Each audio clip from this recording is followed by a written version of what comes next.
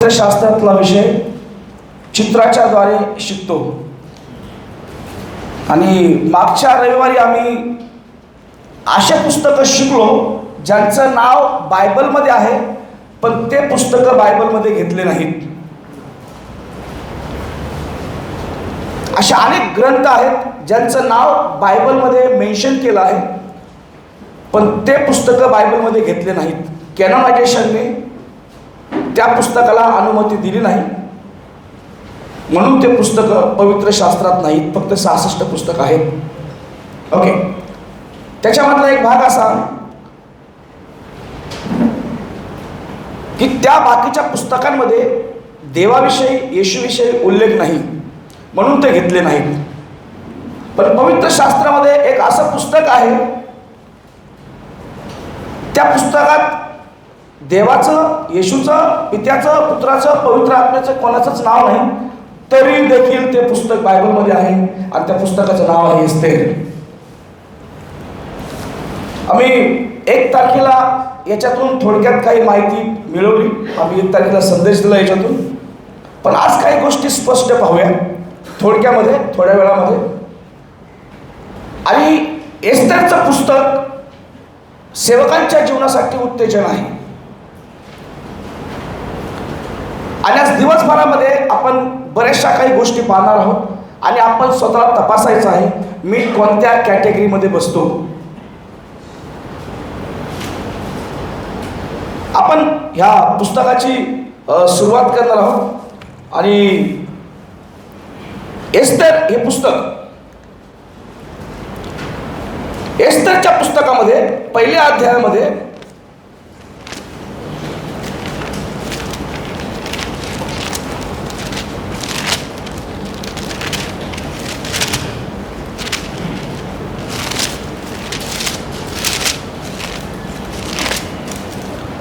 आम्ही ह्या अध्यायावरून प्रश्न उत्तरं पण केले आणि खूप लोक जिंकले. खूप लोकांनी खूप चांगला अभ्यास केला. मला वाटतं तुमच्यापैकी बरेच लोक 1 तारखेला होते. उत्पत्तीचं पुस्तक,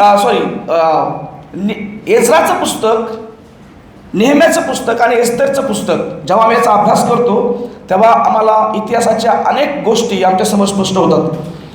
जर पाहिलं, बाबेलोनच्या 100 वर्षाच्या बंदिवासानंतर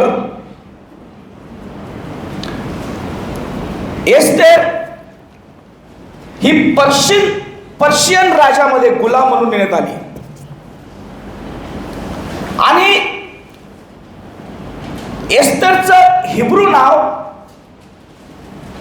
हद्सा आहे. त्या हद्साचा अर्थ होतो मटेल, पण एस्तेरचा अर्थ होतो तारा. एस्तेरला आई वडील नव्हते, ती अनाथ होती. तिचा चुलत भाऊ मर्दखाई त्याने तिचा सांभाळ केला, असं 2 अध्याय 15 नंबरच्या वचनामध्ये लिहिले. त्या काळात एक राजा होता आणि त्या राजाचं नाव अहश्वरोष राजा. बरेचदा बरेच लोक एस्तेरचं पुस्तक वाचत नाहीत, त्याच्याकडे लक्ष देत नाहीत आणि बरेच सेवक लोक प्रचारही करत नाहीत. पण आम्ही या मागच्या महिन्यामध्ये याला खूप वाचायचा प्रयत्न केला, समजून घ्यायचा प्रयत्न केला आणि देवबापाने बऱ्याचशा गोष्टी आमच्या समोर ठेवल्या. मी आज तुमच्या समोर ठेवणार आहे. हा अश्वरोष राजा पर्शियाचा सगळ्यात बलाढ्य राजा होता, सर्वात शक्तिशाली राजा होता. आजूबाजूच्या साम्राज्यातून कोणीही त्याच्याशी युद्ध करायला तयार नव्हतं. इतका शक्तिशाली, इतका बलाढ्य, धैर्याने भरलेला, सामर्थ्याने भरलेला बलवान राजा. त्या राजानं पार्टी ठेवली, मेजवानी ठेवली आणि आजूबाजूच्या राज्यातील सर्व राजे त्याने मेजवानीला बोलवले.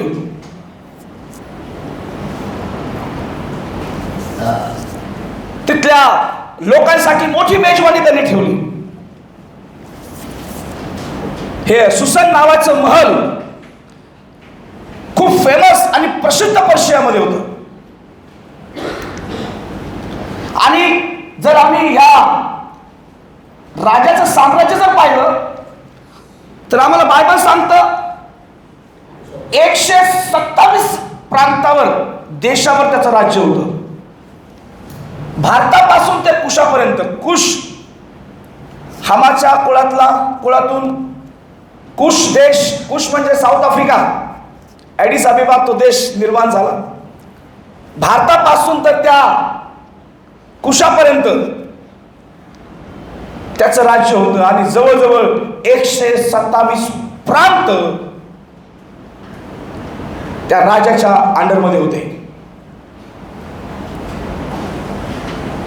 त्याच्यावर त्याचं राज्य होतं. आणि जर तो लॅपटॉप इकडे फिरवतो का माझ्याकडे तोंड करून, हळूहळू फिरव, अजून अजून अजून अजून थोडंसं. तुला हळू म्हटलं तर तू हळूच फिरवतोस. व्हेरी गुड, असू दे, ठीक आहे, नो प्रॉब्लेम. हे त्याचं राज्य आहे. भारतापासून तर कुशापर्यंत त्याचं राज्य 127 राज्यावर त्याचं राज्य होतं, असं बायबल सांगतं. हा राजा बलाढ्य, धनाढ्य, शक्तिशाली राजा, पर्शियाचा सर्वात शक्तिशाली राजा हा अहश्वेरोष राजा होता. आणि त्याचं महल होतं. त्या महलाचं नाव होतं सुसन पॅलेस. इंग्लिशमध्ये काय बोलतात? पॅलेस. त्या राजाचं, त्या महलाचं वैभव इतकं सुंदर होतं, त्याचे काही अवशेष अजून देखील आहेत, तुम्ही बघू शकता. हा सुसन राजवाडा, इथं ह्या जागेवरती इतका मोठा सुसन राजवाडा होता. त्याचा काही भाग, अवशेष अजून देखील त्या पर्शियाच्या भागामध्ये आहेत.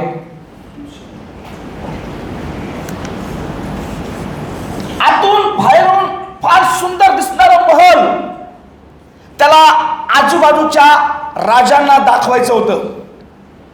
त्याची शोभा दाखवायची होती, त्याचा रुबाब दाखवायचा होता. बाहेरून किती सुंदर आहे, ते आतून किती सुंदर आहे. सोनेरी महल, सोन्याने हिऱ्यानं भरलेला महल. आजही लोक तिथं टुरिस्ट म्हणून जातात. त्या महलाच्या काही भागामध्ये आजही लोक फिरायला जात आहेत. सुंदर महल त्या अहश्वेरोष राजाला बाकीच्या इतर राजांना दाखवायचं होतं. त्याचं महल किती सुंदर आहे, किती सोन्याने भरलेलं आहे, त्याचं वैभव किती मोठं आहे. अनेक आपण जर वाचलं एस्तरचं पुस्तक पहिला अध्याय आणि 9 पर्यंत, तर सोन्याच्या भांड्याचा उल्लेख त्याच्यामध्ये आहे. हॅलो, सोन्याचे भांडे. आणि त्याच्यात दाख मधू पिण्याचा कार्यक्रम त्याचा होता. सुंदर मेजवानी त्यांनी अरेंज केली. आणि त्या मेजवानीचं कारण होतं की त्याच्या महलातलं सोनं, त्याच्या महलातलं रूप, त्याच्या महलातलं तेज, त्याचा रुबाब, त्याचं सौंदर्य बाकीच्या लोकांना कळावं. आणि म्हणून त्यांनी मोठी मेजवानी दिली. त्या महलाच्या बाहेर, महलामध्ये सर्व लोक आनंदाने खात पीत होते. 7 दिवस ही पार्टी चालली. किती दिवस? आणि 7व्या दिवशी ह्या राजाला वाटलं, त्या राजाची पत्नी होती वस्ती राणी, आणि ती वस्ती राणी इतकी सुंदर होती,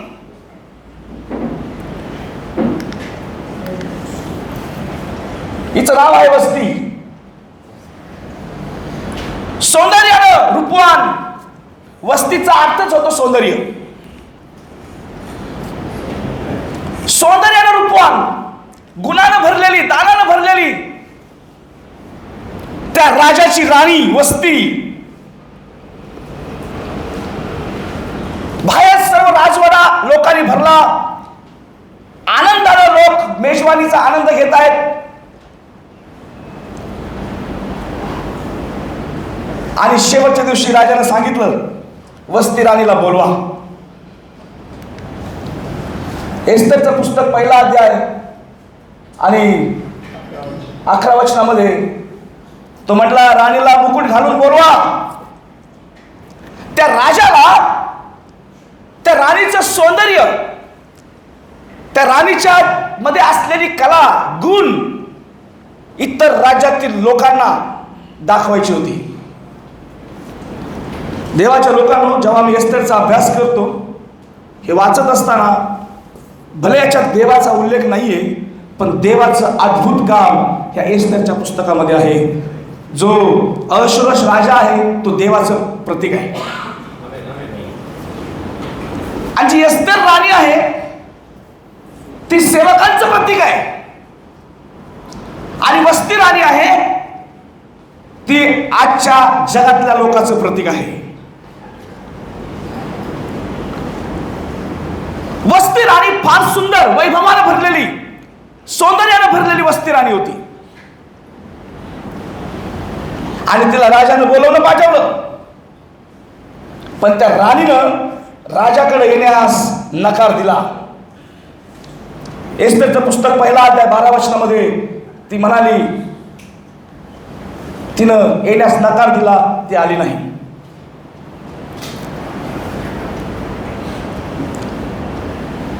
हा राजा इतकं सगळं वैभव,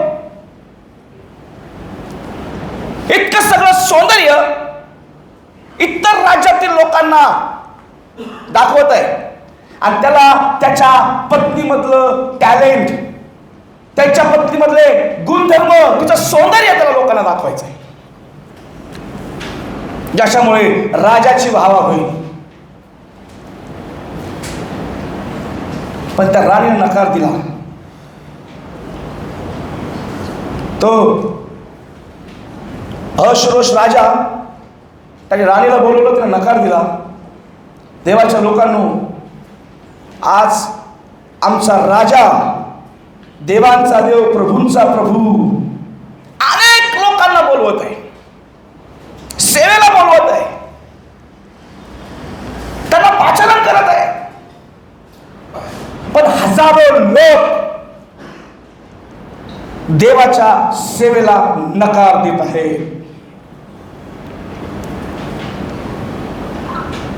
हजारो लोक देवाच्या सेवेत उभं राहायला तयार नाहीये. त्या राजाला त्या राणीचं सौंदर्य दाखवून त्याचं वैभव वाढवायचं होतं. आज देवाला त्याच्या लोकांना बोलून सेवेत उपयोगात आणून त्याचा गौरव करायचा आहे. पण आज जगातील अनेक लोक त्या वस्ती राणीसारखे आहेत. वस्ती राणीचा जेव्हा आम्ही अभ्यास करतो तर असं दिसतं की वस्ती राणी गर्वाने भरलेली आहे, सौंदर्याचा गर्व, तिच्या कलागुणाचा अभिमान दिलाय,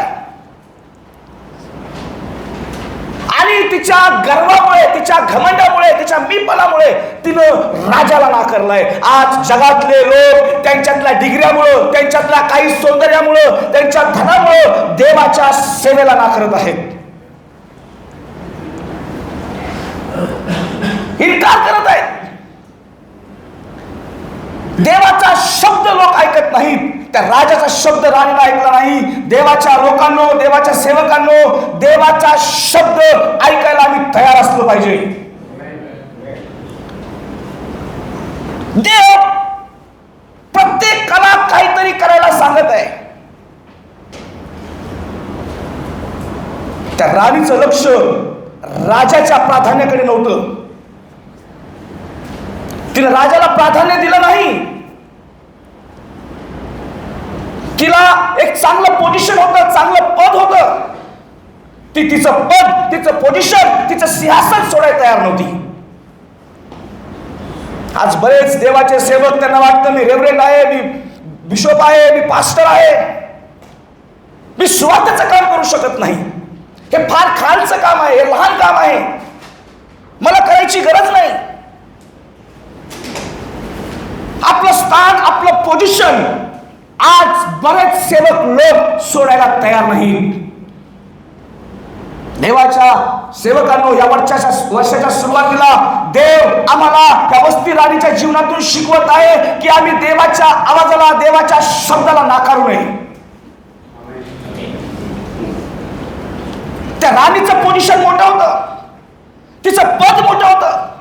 वस्ती राणी ती राजासोबत कुस्ती खेळायला लागली. हॅलो, देवाशी पंगा घेऊ नका. ही वस्ती राणी, तिने राजाचा शब्द मानला नाही. तिला तिच्या पदाचा, तिच्या सौंदर्याचा, तिच्या कामाचा, तिच्या गुणाचा अभिमान होता, गर्व होता, आणि ती तिच्या पदावरून खाली यायला तयार नव्हती. तुम्ही कोणत्याही पदावर गेलात, अपोस्टल पद लावलं, कोणतंही तुम्ही पद लावले, लक्षात ठेवा, ह्या जगातला प्रत्येक कोणत्याही पदावर असणारा व्यक्ती तो सुवार्तिक आहे. आणि संत पौल म्हणतो, मला सुवार्तेची लाज वाटत नाही. आणि मला नाही वाटत कोणी संत पौलापेक्षा मोठं असेल इथे, किंवा त्याच्यापेक्षा मोठं काम कोणी केलं असेल. ह्या गोष्टीला आम्हाला समजून घ्यायचंय की वस्ती राणीनं देवाचा शब्द नाकारला. तो राजा त्याच्या राज्याचं वैभव वाढवत होता. आमचा राजांचा राजा त्याचं वैभव वाढवत आहे आमच्या सेवेद्वारे.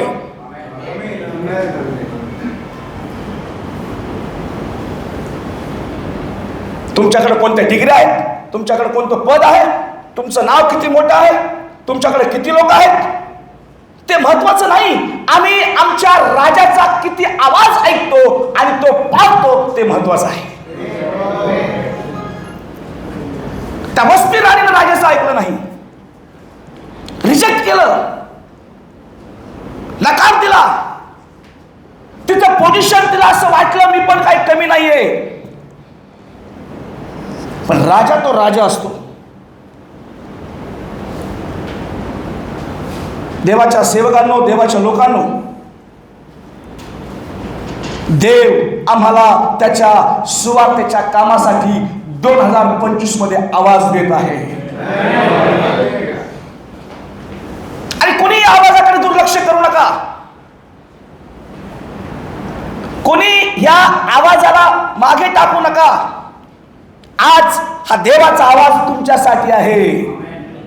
काल फक्त पेपरावर लिहून दिलं म्हणून नाही, किती लोकांना सुवार्ता सांगायची. तर आमच्या प्रॅक्टिकल जीवनामध्ये ते व्हायला पाहिजे. आम्ही कुठेही असलो, कोणत्याही पदावर असलो, आमच्या नावाच्या पुढे कोणतीही डिग्री लागली, पण आम्हाला जाणून घेतलं पाहिजे, समजून घेतलं पाहिजे, माहिती असलं पाहिजे की आमच्या राजानं आम्हाला आत्मे जिंकण्याच्या कामाला बोलवलेलं आहे. हॅलो, त्या वस्ती राणीनं आपला वेळ इतर राण्यांमध्ये घातला. इतर राण्या, इतर तिच्या हाताखालच्या मोलकरणी, त्यांच्यामध्ये तिला वेळ घातला. आणि ती स्वतःच प्लॅनिंग करत होती त्यांना कशी पार्टी द्यायची, त्यांना कसं खुश करायचं. जे सेवक सुवार्तेच्या कामात नाहीत, माझी तुम्हाला विनंती आहे, त्यांच्यापासून दूर राहा. ज्यांना सुवार्तेचं ओझं नाही, अशा लोकांसोबत टाइमपास करून चालणार नाही. आणि वस्ती राणी तेच करत होती. ज्या लोकांना देवाचं ओझं नाही, ज्या लोकांना देवाच्या सेवेचा सन्मान नाही, जे लोक सुवार्तेला प्राधान्य देत नाहीत, माझी तुम्हाला विनंती आहे, असल्या सेवकांच्या सोबत राहून तुमचा वेळ वाया घालू नका. हॅलो, टाइमपास करू नका. एक वस्ती राणीने टाइमपास केला. आणि तुम्हाला माहिती काय झालं? वस्ती राणीनं सरळ नकार दिला. जेव्हा आम्ही देवाच्या कामाला, देवाच्या सेवेला, सुवार्तेला प्राधान्य देत नाहीत, याचा अर्थ डायरेक्ट होतो की आम्ही देवाच्या आवाजाला प्रतिसाद देत नाहीत, देवाच्या पाचारणाला प्रतिसाद देत नाहीत, देवाच्या सेवेला प्रतिसाद देत नाहीत, सुवार्तेच्या कामाला आम्ही प्रतिसाद देत नाहीत. विरोध केला आणि देवाचा विरोध करणं फार भयानक आहे. काय झालं माहिती का? तो राजा संतापला आणि राणीला खुर्चीहून हाकलून दिलं. देवाच्या सेवकांनो, देवाच्या लोकांनो, जेव्हा देवाने आम्हाला ज्या गोष्टीसाठी पाचारण केलं, ज्या गोष्टीसाठी बोलवलं, आपण त्या गोष्टीकडे लक्ष देणार नाहीत. लक्षात ठेवा, आम्ही देवाचा अभिषेक गमावलेला आहे.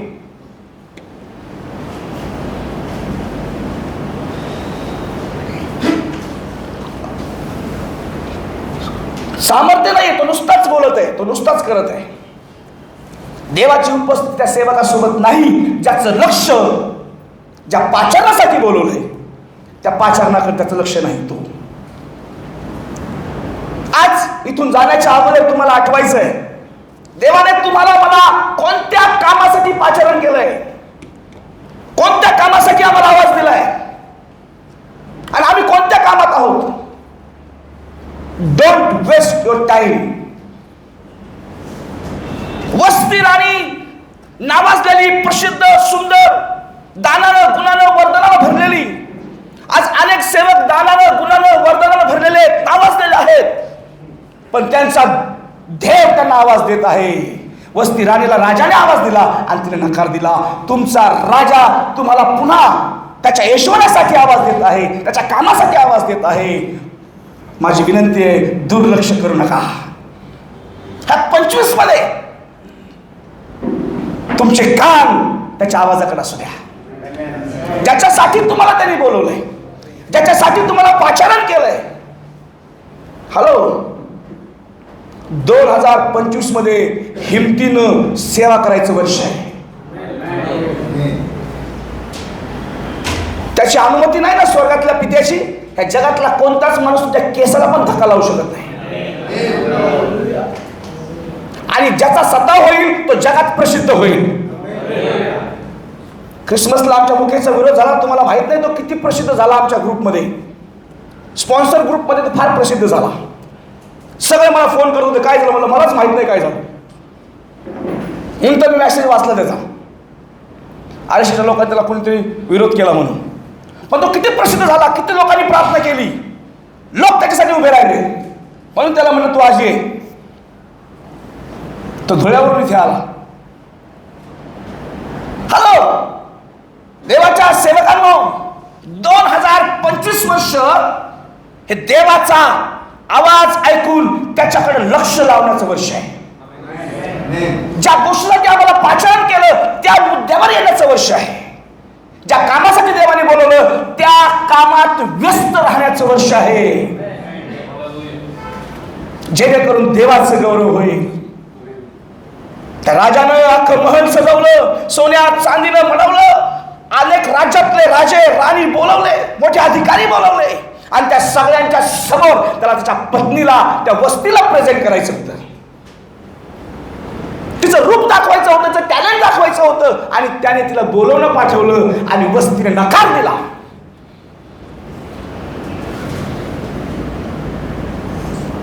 देवाच्या गौरवासाठी देव आम्हाला पुन्हा आमच्या पाचारणाची आठवण करून देत आहे. या 25 मध्ये, 2025 मध्ये आम्हाला रोज आठवण करायची, देवाने मला कोणत्या कामासाठी पाचारण केलंय. तो आवाज आम्हाला पुन्हा ऐकायचा आहे आणि पुन्हा त्या जागेवर येऊन देवाचं कार्य करायचं आहे. Praise Lord. त्या राणीचं पद मोठं होतं, आमचं कोणताही पद असू द्या. लोक नवीन नवीन नवीन नवीन पद आपल्या पुढे लावतच आहेत. आता मी नवीनच वाचलं, कोणीतरी आपल्या नावापुढे फिलोसॉफर देतोय. फिलोसॉफर, फिलोसॉफर काय काय दाखवायचंय काय? कोणतंही नाव लावा, कोणतंही पद लावा, पण तुमचा राजांचा राजा ज्या कामासाठी तुम्हाला बोलवत आहे त्याच्याकडे तुमचे कान असले पाहिजेत. आणि वस्ती राणीने तो चान्स गमावला. तिने राजाला नाकारलं. आज जगातले अनेक सेवक आपल्या पाचारणाला दुर्लक्ष करून राजांच्या राजाला नाकारत आहेत, रिजेक्ट करत आहेत. त्या कामाचा, त्यांच्या नावाचा अभिमान आहे. त्यांना असं वाटतं माझं नाव जगभरात प्रसिद्ध आहे, मी फार मोठा आहे. हॅलो, ख्रिस्ताच्या वधस्तंभाशिवाय आम्हाला कोणत्याच गोष्टीचा अभिमान नसावा.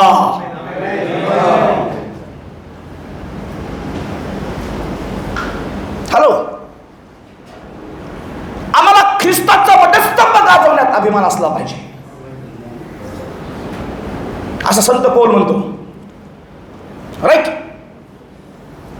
देवाच्या सेवकांनो, पदाला, पोझिशनला बाजूला ठेवा. तुमचा राजा, देवांचा देव, प्रभूंचा प्रभू येशू तुम्हाला ज्या कामासाठी बोलवते, पुन्हा त्या कामावर या. त्याचं गौरव होईल.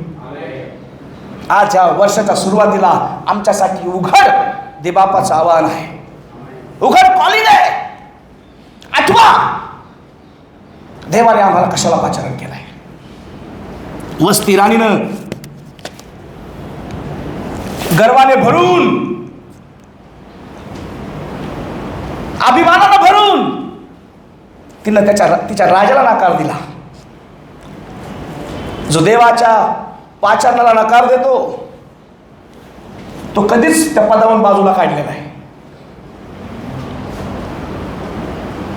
पवित्र शास्त्रामध्ये ज्याला आम्ही सैतान म्हणतो, तो पण ह्या गर्वामुळेच खाली पडला आणि त्याच्या सुंदर पदावरून त्याला बाजूला करण्यात आलं. जे नावानं, पदानं, आपापल्या गुणानं फार गर्विष्ठ आहेत, लक्षात ठेवा, देव त्या व्यक्तीला त्याच्या पदावरून काढून टाकत आहे. तो व्यक्ती त्या पदावर राहण्याच्या योग्यतेचा नाही. इतकी सुंदर दानानं, गुणानं भरलेली राणी, त्या राजानं तिला काढून टाकलं. तिची जागा मोकळी झाली. अनेक दिवस गेले, महिने गेले, राजा एकटाच. राणी पाहिजे ना, राणी पाहिजे की नाही. एक सुंदर राणी शोधून आणली. तिचं नाव होतं एस्तेर, आणि एस्तेर राणीच्या नावाचा अर्थ आहे तारा, स्टार.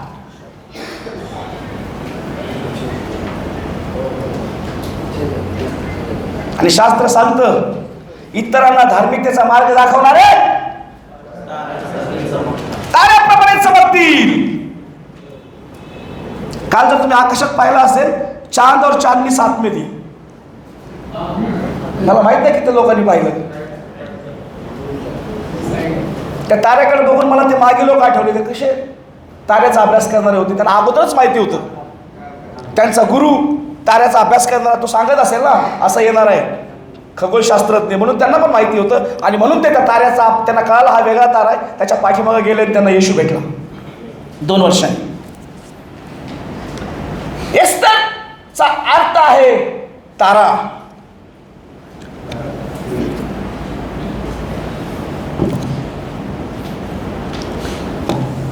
एस्तेर अनाथ मुलगी, तिला आई वडील नव्हते. आई वारली, बाप वारला. दुसऱ्या अध्याय जर 15 नंबरच्या वचनात पाहिलं तर असं म्हटलंय की त्यांना येरुशलेमेवरून नबुकदनेस्सर राजानं गुलाम म्हणून आणलं. असं लिहिलंय, गुलाम म्हणून ते आले. एक गुलाम मुलगी, गरीब घरातली मुलगी, तिच्याकडे चांगले कपडे नाहीत, तिच्याकडे खायला चांगलं काजू बदाम नसतील, चांगले पदार्थ नसतील, साधारण घरातली मुलगी.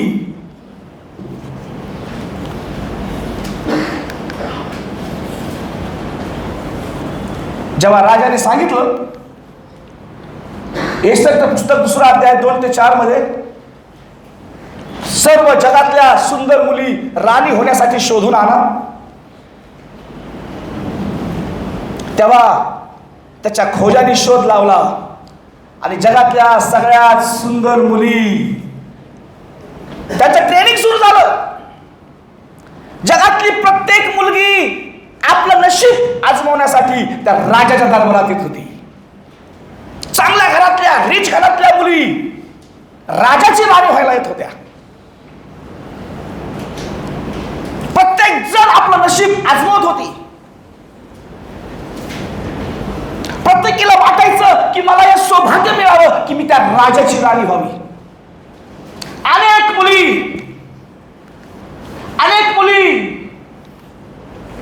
चांगले कपडे घालून, चांगला परफ्यूम मारून, असं लिहिलं त्याच्यामध्ये,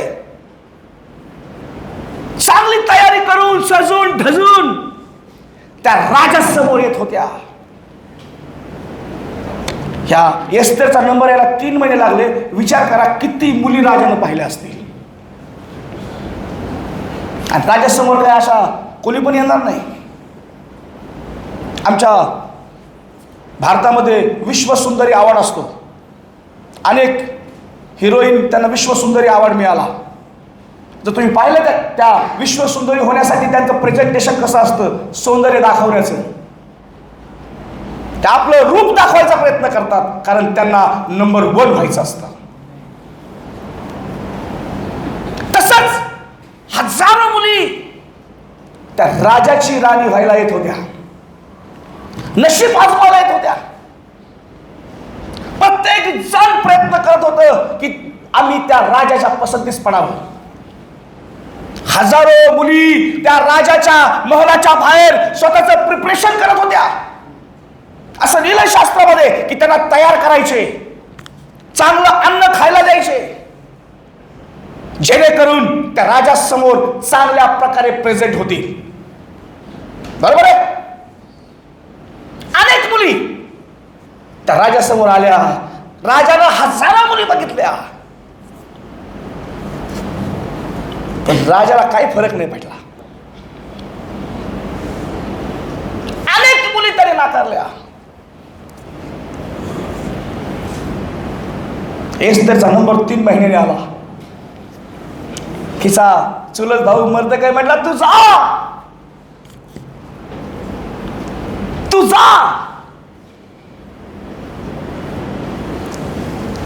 कदाचित मला असं वाटतं ती एस्तेर ज्या यरुशलेमेतून आली त्या यरुशलेमेच्या देवाची आठवण करत असेल, म्हणत असेल देवा मी त्या योग्यतेची नाहीये त्या राजासमोर जाण्याच्या. माझ्याकडे ते कपडे नाहीयेत जे इतक्या बाकीच्या हजारो मुली सुंदर दागिना, सुंदर सोनं, सुंदर कपडे घालून आल्यात. तसा दागिना माझ्याकडे नाही, तसे सुंदर कपडे माझ्याकडे नाहीत. मी त्या राजासमोर जाण्याच्या योग्यतेची नाही.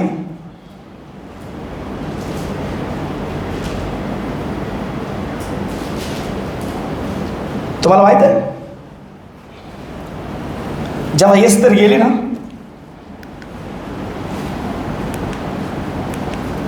गरीब मुलगी, साधारण मुलगी,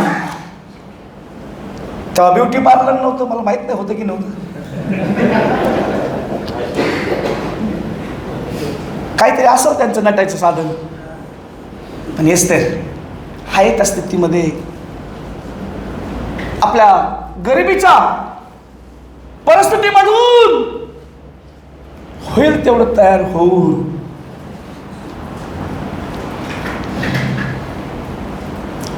त्या राजासमोर प्रगट झाली.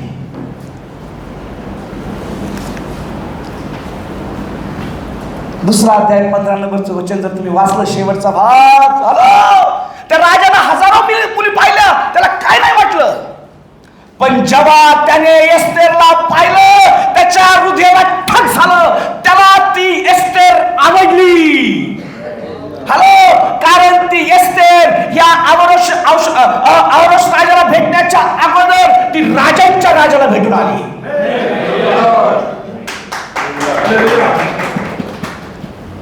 तिचा प्रभाव तिनं राजावरती पाडला, कारण तिनं तिच्या राजांच्या राजाला, त्या यरुशलेमेच्या देवाची आठवण केली.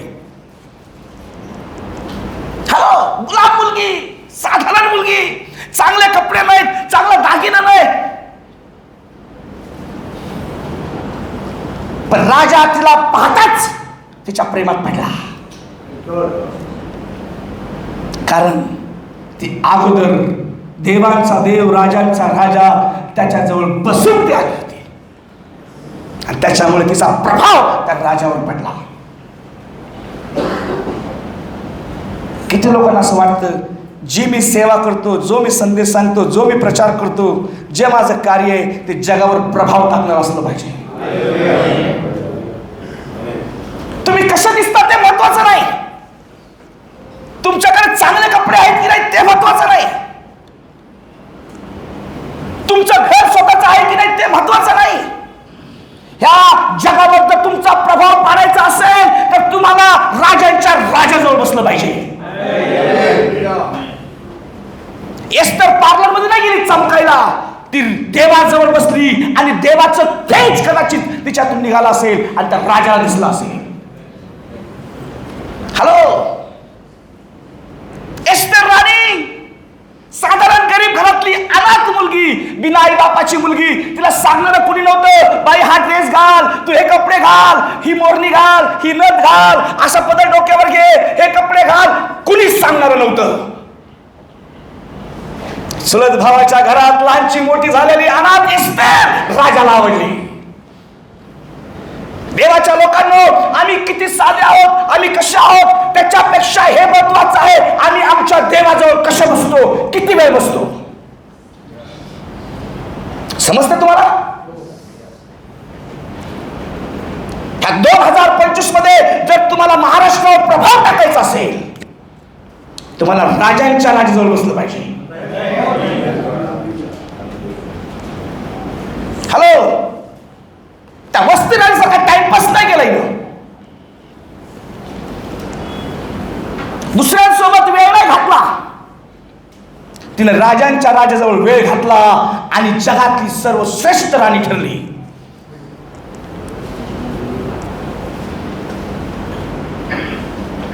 अनेक कॅरेक्टर एस्टरच्या पुस्तकात आहेत जे शून्यातून राजाच्या लेवलला झालेत. आपण बघूया.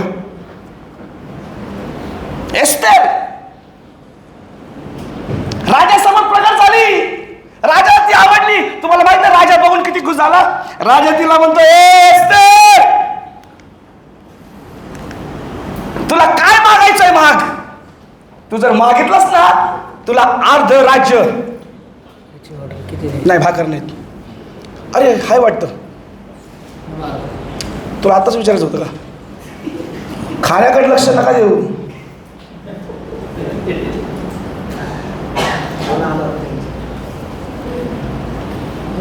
माझ्या डोक्यातून गेलं काय.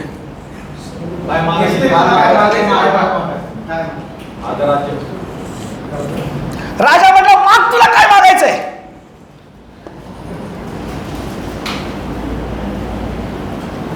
तो म्हटला, तू जर मागितलंस ना माझ्याकडे 127 राज्य आहेत, त्यातले अर्धे म्हणजे 63 राज्य मी तुला देईल. किती राज्य आहे त्याच्याकडे? भारतापासून कुशापर्यंत 127 राज्य त्याच्या अंडरमध्ये आहे. किती मोठा राज्य आहे.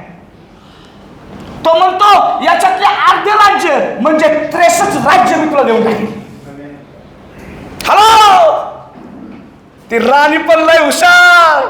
ती म्हणली, यानं मला बघितल्या बघितल्या अर्ध साम्राज्य द्यायला तयार झालाय, मला अजून काहीतरी चांगलं मागितलं पाहिजे. तुम्हाला माहिती आहे काय झालं.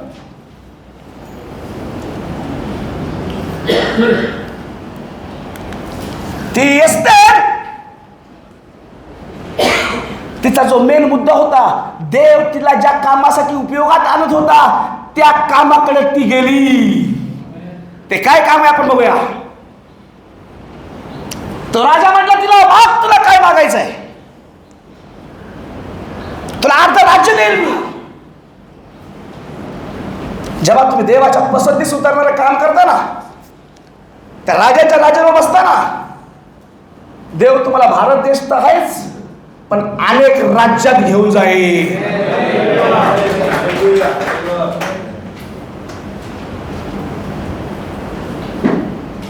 हॅलो,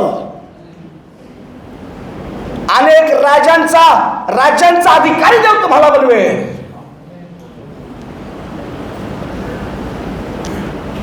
एस्तेरला अर्ध साम्राज्य द्यायला तयार झाला. Praise the Lord. आज एस्तेरच्या जागेवर आम्ही आहोत. जो त्या देवाच्या देवाजवळ बसतो, देव त्याला म्हणतो, माग, तुला काय मागायचं आहे. आमच्या अपेक्षेच्या पलीकडं तो आम्हाला द्यायला तयार आहे. रडत बसू नका. क्षीरसागर पास्टरने रडणारे सेवक मला आवडत नाहीत. देवाजवळ बसा, तो तुम्हाला हळूहळू हळूहळू हळूहळू उंच करे, अधिकारी बनवेल. जगातले लोक तुमच्याकडे येतील तुमच्याशी नातं जोडायला. जगातले लोक तुमच्याकडे येतील तुमच्याशी फ्रेंडशिप करायला. जगातले लोक तुमच्याकडे येतील तुमच्या सोबत वेळ घालवायला. जेव्हा तुम्ही त्या देवाच्या देवाजवळ बसाल, तुमचं ते गुपित बसणं जगावरती प्रभाव पाडणारं ठरेल. तुम्हाला इंग्लिश येतं का नाही ते महत्वाचं नाही. हॅलो, तुम्ही गोरे दिसता का काळे दिसता ते महत्वाचं नाही. तुम्ही खेड्यात राहता का शहरात राहता ते महत्वाचं नाही. तुम्ही पहिली शिकला का ग्रॅज्युएट झाला ते महत्वाचं नाही. तुम्ही त्या देवाजवळ किती बसता ते महत्वाचं आहे. ते प्रभाव पाडणार आहे.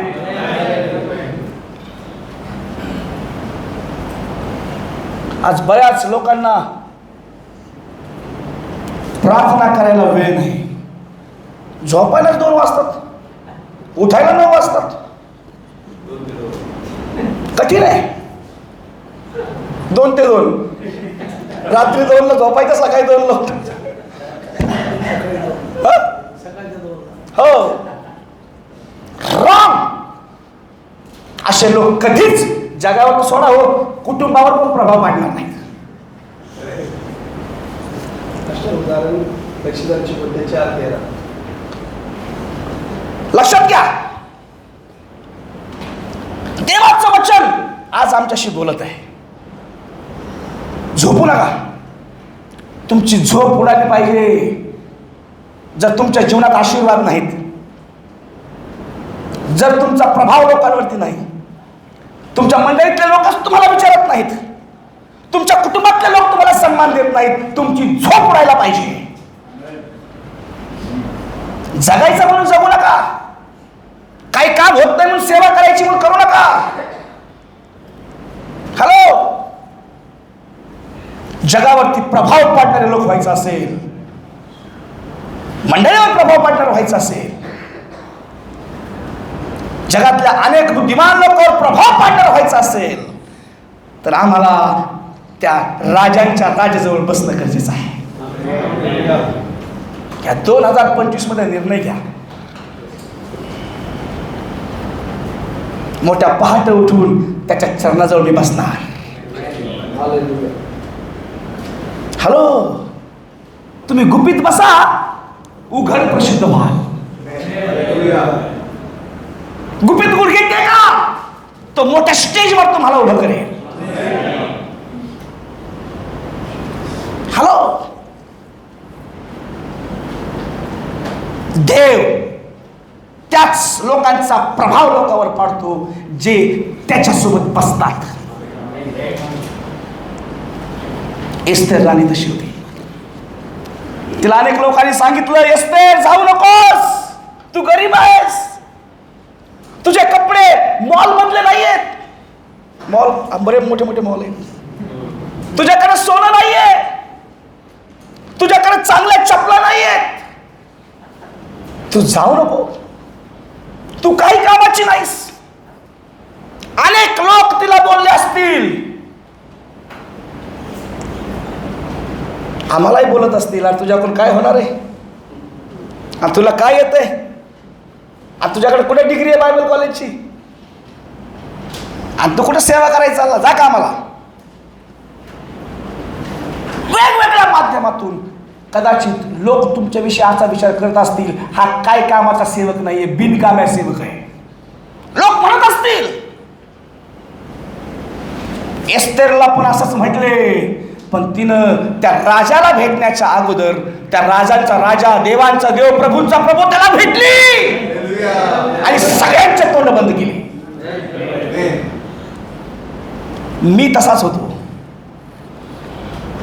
बाजूला गेले तरी लोक मला सलाम पण करत नव्हते. आता फास्ट गेले ना तरी माझ्या कारच्या पुढे ओव्हरटेक करून म्हणतो, pastor praise Lord. Praise Lord कशाला आला, जायचं ना. Hello praise Lord. देव स्थिती बदलून टाकतो. ह्या 2025चं सिक्रेट तुम्ही समजून घ्या. सक्सेस व्हायचं हेच आहे, तर देवाजवळ बसायला शिका. ह्या 25च्या शेवटी, ह्या डिसेंबर महिन्यात हजारो लोकांवर तुम्ही प्रभाव टाकणार असाल. प्रभावी सेवा करायची असेल, प्रभावी वक्ता व्हायचं असेल, इतरांवर प्रभाव टाकायचा असेल. हॅलो, ह्या हेच तर कोण आम्हाला शिकलं पाहिजे. तो राजा इतका प्रभावी झाला, तिला म्हणतो माग, तुला काय मागायचंय. जितक्या राज्यावर मी राजा आहे ना, त्यातले अर्धे राज्य मी तुला देऊन टाकेल. विचार करा, 127 राज्यावर तो राजा आहे. एका भेटीत तिला म्हणलं अर्ध राज्य देऊन टाकेल. किती मोठी गोष्ट आहे. त्याला काहीतरी झालं, त्याला काहीतरी तिच्यामधलं दैवी सिक्रेट समजलं असेल, त्याचं मन समाधानी झालं असेल, त्याला काहीतरी आनंद मिळाला असेल. आमच्या राजांचा राजा जेव्हा आमच्याकडून खुश होईल ना, मागायची गरज नाही, आम्हाला आणून आपोआप देईल. विचार करण्याच्या पलीकडे आम्हाला आणून देईल. असंच आहे, बरोबर ना. आमच्यासाठी मार्ग मोकळे करेल. तुला बाहेर टाकला आणि ते दार लावून घ्या.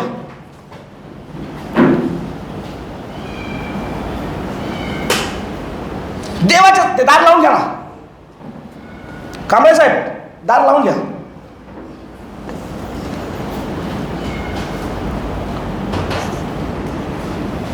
राजा तिला म्हणतो, माग, तुला काय मागायचं आहे. विचार करा, काय देवाचा आम्हाला म्हणेल का, माग तुला काय मागायचं आहे. म्हणेल, पण जेव्हा आपण त्याच्याशी घनिष्ठ संबंध स्थापन करू. तुम्ही म्हणता देवा मला महाराष्ट्रामधले 36 जिल्ह्यामधले मला 15 जिल्हे दे. जेव्हा आम्ही त्याच्यावर बसू ना, देव म्हण 15 काय मागतो, 36 घे. राईट. राजा म्हणतो माग, काय मागायचं आज आमच्यासाठी. प्रश्न आहे काय, मी त्याच्याजवळ बसतो काय, देव मला म्हणेल. देव मला म्हणण्याच्या मला योग्य त्याचं झालं पाहिजे. आपण बसूया, हे वर्ष संपायच्या आत आपण अधिकारी होऊया. राईट. एस्तेर म्हणाली, तिने विचार केला असेल, काय राजा आहे, काय बघितलं पण माझ्या तरी, चांगले कपडे नाही, काय नाही, मला अर्ध राज्य द्यायला तयार झाला. जाऊ नका कांबळे साहेब, बसा, जाऊ नका, नका जाऊ, बसा. नाही होत. Okay, good. काही लोकांना शुगरचा प्रॉब्लेम आहे. Praise Lord.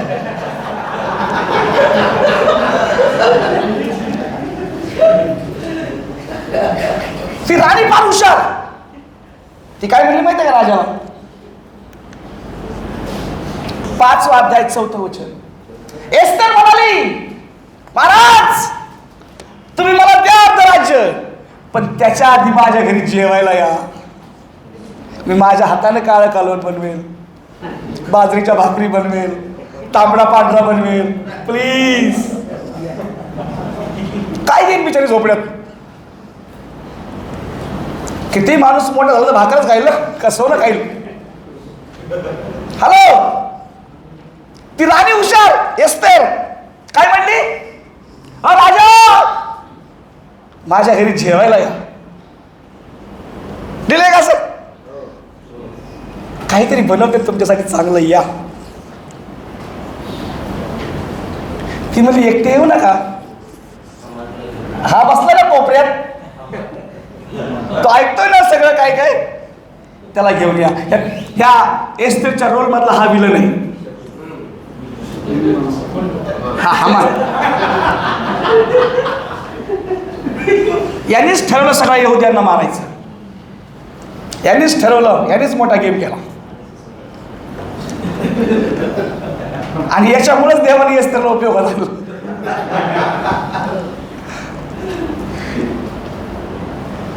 देवाच्या लोकांचा सर्वनाश करायचा याचा उद्देश होता.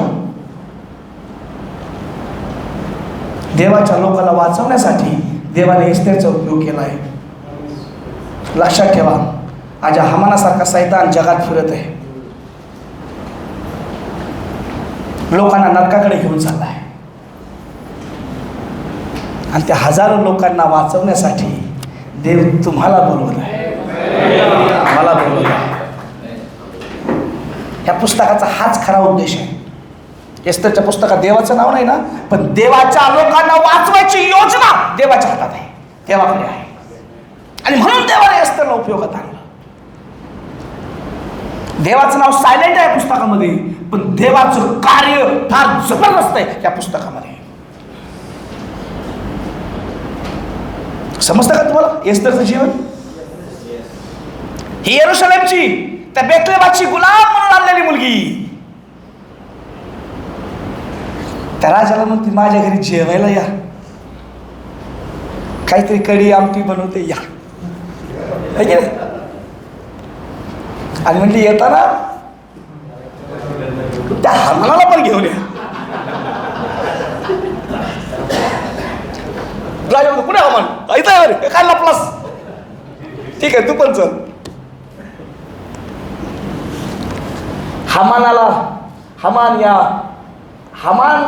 हामानाला या भोजनाला यावं.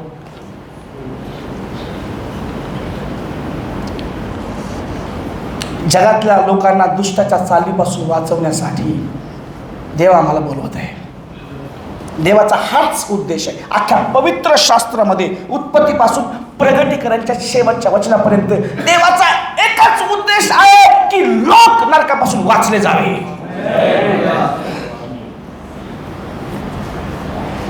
आणि देवाच्या लोकांचा नाश करण्यासाठी सैतान आज वेगवेगळ्या हामानाचा उपयोग करत आहे.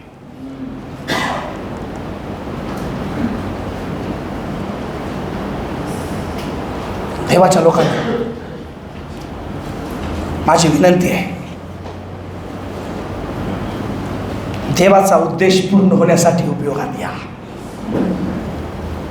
आणि जेव्हा तुम्ही देवाच्या राज्याचा उद्देश पूर्ण करण्यासाठी उपयोगात याल, तुम्ही काय असा, गोरे असा, नकटे असा, चपटे असा, गरीब असा, तुमचा प्रभाव देव लोकांवरती पाडेल. कारण तुम्ही त्याच्या राज्याच्या वाढीसाठी उपयोगात येणारे लोक आहात. म्हणून सुवार्तेकडे लक्ष द्या, कारण सुवार्तेमध्ये सामर्थ्य आहे लोकांचं जीवन बदलण्याचं. असं पौलाच्या पुस्तकामध्ये लिहिलेलं आहे.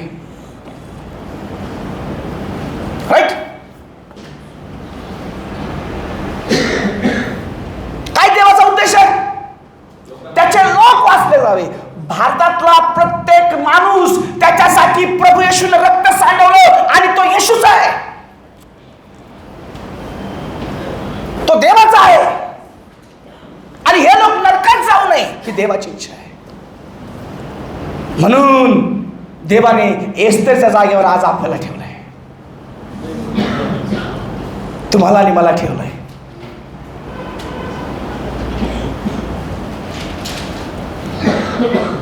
देवाचा खरा उद्देश हाच आहे, त्याचे लोक वाचले जावे. जर एस्तर बोलली नसती, आता बघूया आपण पुढे, एस्तर उभी राहिली नसती तर या हामानानं तिथं आलेला गुलाम सर्व यहुद्यांचा नाश केला असता. वाचूया आपण.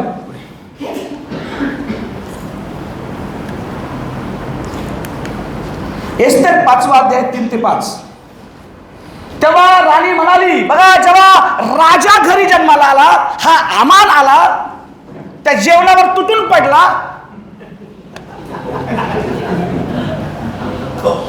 त्याला कळलं झालं काय, तांबडा पांढरा खाऊ का, काळा कालवण खाऊ का, भाकरी खाऊ, काय काय खाऊ, त्याला कळत नव्हतं का बिर्याणी खाऊ.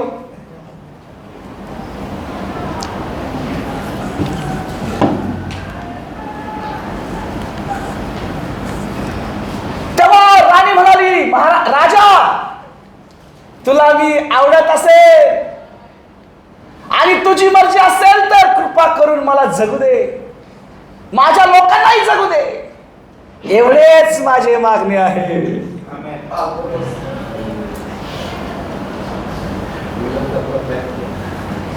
आज देवाला एस्तेर राणीसारख्या लोकांची, तिच्यासाठी प्रार्थना करणाऱ्या लोकांची गरज आहे. कोणीतरी म्हणेल, देवा मेरे लोगों को बचा, मेरे देश को बचा. ते गाणं माहिती आहे, खूप सुंदर आहे. नवापूरमध्ये गातात ते गाणं, बचा ले मेरे लोगों को, बचा ले मेरे देश को. जळगावला गातात. मी तिथंच बोधवडलाच बायबल कॉलेज केलं, तिथंच गातात. एस्तेर राणीसारख्या लोकांची गरज देवाला आहे, जे मध्यस्थी करतील, माझ्या लोकांना वाचव देवा.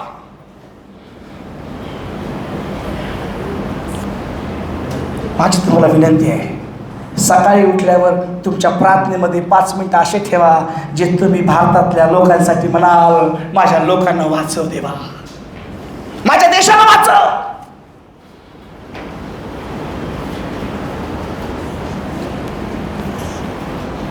पुढे आम्ही पाहतोय, राणीनं 3 दिवस 3 रात्र उपवास केलेत. किती लोकांना असं वाटतं मी मध्यस्थी करणार असलं पाहिजे.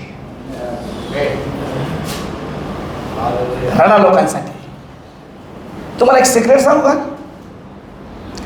ज्याच्यासाठी रडाल ना, देव तो माणूस तुम्हाला देईल. ज्या राज्यासाठी लढाल ना, देव ते राज्य तुम्हाला देईल. ज्या देशासाठी लढाल ना, रडाल, देव तो देश तुम्हाला देईल. ज्या जातीसाठी रडाल ना, अश्रू गाळाल, देव ती जात तुम्हाला देईल.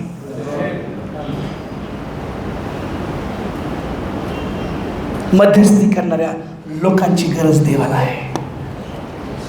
असंच आहे ना. आणि एस्तेरने मध्यस्थी केली. आपल्या गावासाठी, आपल्या तालुक्यासाठी, आपल्या जिल्ह्यासाठी, आपल्या राष्ट्रासाठी, आपल्या देशासाठी, प्रत्येक भाषेच्या लोकांसाठी, धर्माच्या पंथाच्या लोकांसाठी देवाजवळ मध्यस्थी करा. देवा यांना वाचव. कुठून वाचव? नरकापासून. अनंत कालचं जीवन यांना दे. योहान 10 मध्ये म्हटले की तो सार्वकालिक जीवन द्यायला आलाय. येशू म्हणतो, मी तर आलो आहे जीवन देण्यासाठी, भरपूर जीवन देण्यासाठी. मध्यस्थी करा. राष्ट्रासाठी, देशासाठी, लोकांसाठी मध्यस्थी करा. तुमचा राजा तुमच्या मुखातून ऐकायला तयार आहे.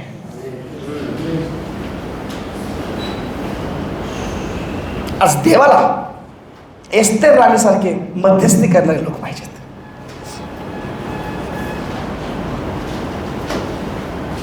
ह्या जगात कोणात हिंमत नाही देवाचा विरोध करायची. हे उड्या मारतात, माकड मारू द्या, ते घाबरवतील. फक्त माकडाला घाबरणारच. हॅलो, पण देवाने तुमच्या हातात काठी दिली, वचनाची सामर्थ्य दिलंय.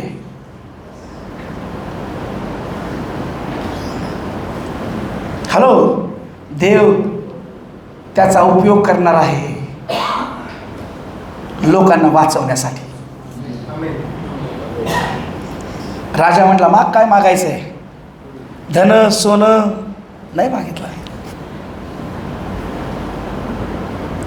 तिच्या लोकांसाठी, देवाच्या लोकांसाठी, त्या लोकांनी जगावं म्हणून मागणी केली.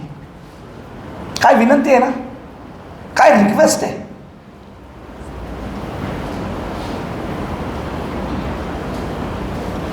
आजपासून ज्या ठिकाणी तुमचं चर्च आहे, प्रार्थना भवन आहे, त्या आजूबाजूच्या लोकांना देवाला मागा, देवा मला दे.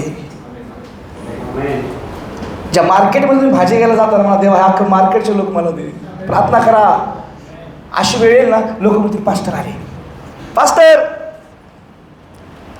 प्रार्थना करा. मच्छी मार्केटमधून चालत लोक म्हणतील पास्टर प्रार्थना करा, पास्टर आले, पास्टर आले, पास्टर आले, देवाचे सेवक आले. मध्यस्थी करायला लागा. मध्यस्थी करायला सुरुवात करा. देव तुम्हाला त्या लोकांच्या समोर उंच करायला सुरू करेल. राईट? सिक्रेट आहे. जे जे लोक देवाला मागाल देव तुम्हाला देईल. राणीनं अख्खं यहुदा मागितला, त्या लोकांना वाचव देवा, ती यहुदी होती ना. आणि राजाने तिचं ऐकलं. तुमचा राजा पण तुमचं ऐकायला तयार आहे. तुम्हाला समजते का?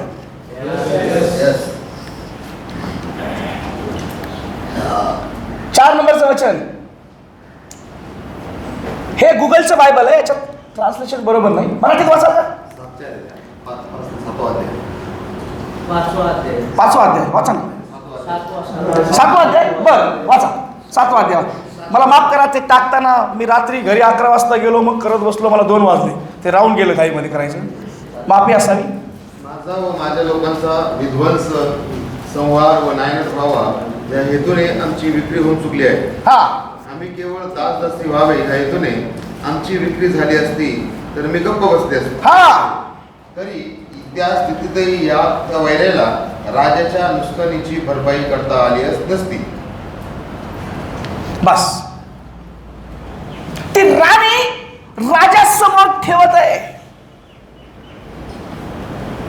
त्यांना नुसतं गुलाम म्हणून विकलं नाही, तर त्यांची कत्तल करण्यासाठी विकलंय. बरोबर?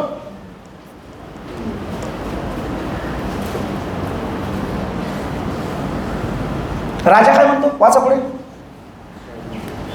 ऐश्वर्यश राजाने एस्तेर यानेस विचारले, हा, असे करण्याचा हिया करणारा कोण? हा. तो कुठे आहे? तो कुठे आहे? हा धाडस करणारा कोण आहे? कोणाची याची इतकी हिंमत आहे? कोण आहे तो? एस्तेर म्हणाली, 6 नंबरचं वचन. एस्तेर म्हणाली, हा विरोधी वा शत्रू कोण म्हणून बसाल तर हा दुष्ट हमानच. हे ऐकून राजा व राणी याच्या पुढे हमान घाबरला. किती हुशारीनं बोलवलं तिला त्याला जेवायला. राजाला म्हणली, एकटे येऊ नका महाराज, या हमानाला घेऊन या. तोच प्लॅनिंग करू शकतो काय? हमान हिच्याकडं त्या चाई पलीकडं प्लॅनिंग होतं. देवाच्या लोकांनो, हे जगातले तुमच्या विरोधात प्लॅनिंग करणार आहेत ना, त्यांच्याही पलीकडे तुमच्याकडे देवाच्या सेवेचं प्लॅनिंग असलं पाहिजे. लोकांना वाचवण्याची योजना असली पाहिजे. म्हणून देवाचं वचन सांगतं, योजना करणं तर आणि सिद्धीस नेणं तर. काय योजना केली असते राणीनं? आम्हाला वाटलं तो शहाणा आहे, हुशार आहे, बुद्धिमान आहे, राजासोबत गोड गोड बोलून राजाचाच उपयोग करून सगळ्यांचा कत्तल करणार. पण जिथं त्याचे विचार संपले ना, तिथून पुढे राणीचे विचार सुरू झाले. हेच त्यांचे मास्टर पुढे गेले.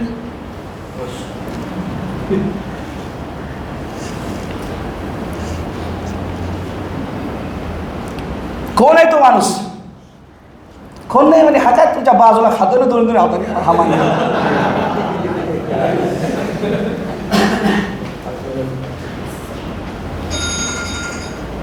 हा हमान याने हा कट रचला. याने आम्हाला फक्त गुलाम म्हणून विकलं असतं तर आम्ही सहन केलं असतं, आम्ही गप्प बसलो असतो. पण याने आम्हाला कायमचं मुळासच संपवायचं प्लॅनिंग केलंय. हा दुष्ट माणूस तुमच्याच बाजूला खात बसलाय.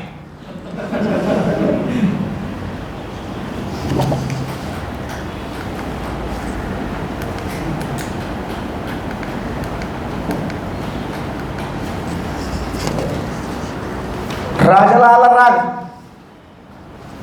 उठला बाहेर गेला.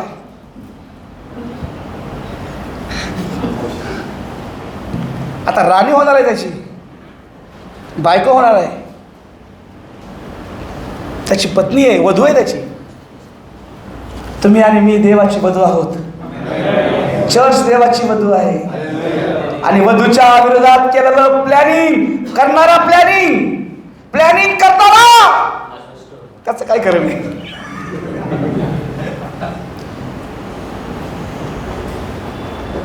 देवाच्या मंडळीच्या विरोधात अधोलोकाच्या फाटकाचं पण काही चालणार नाही. पेत्राला देव म्हणाला, तू खडक आहेस आणि या खडकावर मी आपली मंडळी रचील. देव त्याच्या मंडळीवर खूप प्रेम करतो, त्याच्या वधूवर खूप प्रेम करतो. आणि प्रत्येक विश्वासणारा, प्रत्येक चर्च हे देवाची. तुम्हाला कॉन्टेक्स्ट समजतं काय?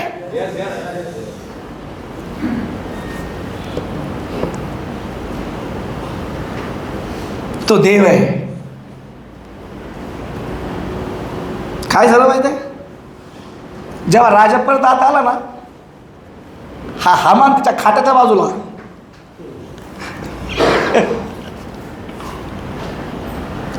देवाच्या लोकांवर वाईट नजर ठेवणाऱ्यांची गाय नाही.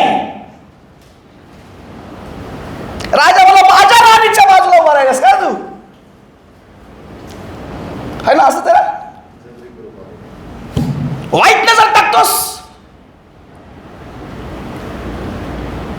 तुम्ही आणि मी देवाची वधी आहोत, नवरी आहोत. आणि येशू ख्रिस्त वधूला घ्यायला येणार आहे. त्याच्या वधूला कोणी मारण्याची योजना केली, छळायची योजना केली, छळातून जातील. पण त्यांचं काय खरं नाही. राजा आत आला, त्यांनी पाहिलं, तो चिडला. आणि हामाला फाशीवर लटकवलो. बघा नाही तर आम्हाला फाशीवर लटकवलो. काय भयानक शिक्षा आहे, कायमचा मृत्यू. देवाची मंडळी, सेवकांनो, देवाच्या मंडळी सोबत खेळू नका.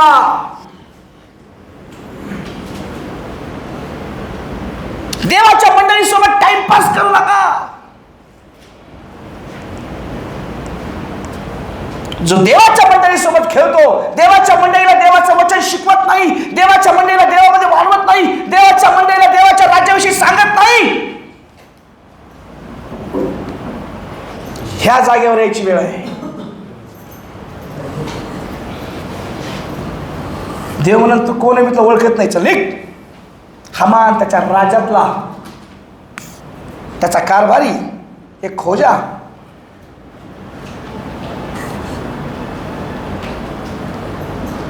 द्वारपाळ होता तो, पण मारावा लागलो. आमच्यासाठी पण काहीतरी धडा आहे. 2025च्या सुरुवातीला देवाचं वचन आम्हाला सांगत आहे, आमच्याशी बोलत आहे. मंडळीशी खेळू नका, टाइमपास करू नका.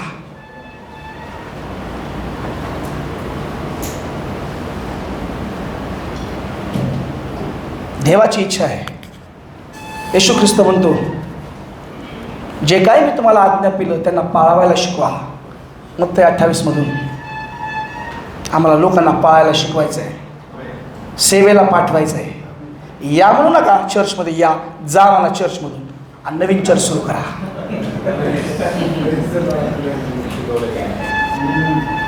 तुमचेच आहे, देवाने तुम्हाला दिले. देवाची इच्छा आहे की तुम्ही एक आहात, तुमचे अनेक व्हावेत. मी तुम्हाला म्हटलं नाही तुम्ही माझ्या चर्चला इतकेच येतील, पण सगळ्यांना जा म्हटलं, सगळ्यांचे चर्चेस आहेत, सगळ्यांचे लोक जमा केले ना, तुम्हाला आझाद मैदान कमी पडेल. आझाद मैदान पण कमी पडेल, इतके लोक आहेत. तुम्हाला सांगू द्या, 11,700 लोकांची लिस्ट आमच्याकडे आहे, जे विश्वासणारे आहेत. सुरेंद्र नाही आला, आमच्याकडे लिस्ट आहे. Praise the Lord. मंडळी देवाची आहे, आणि त्याच्यासोबत चुकीचं झालं तर त्या राजांच्या राजाला सहन होणार नाही.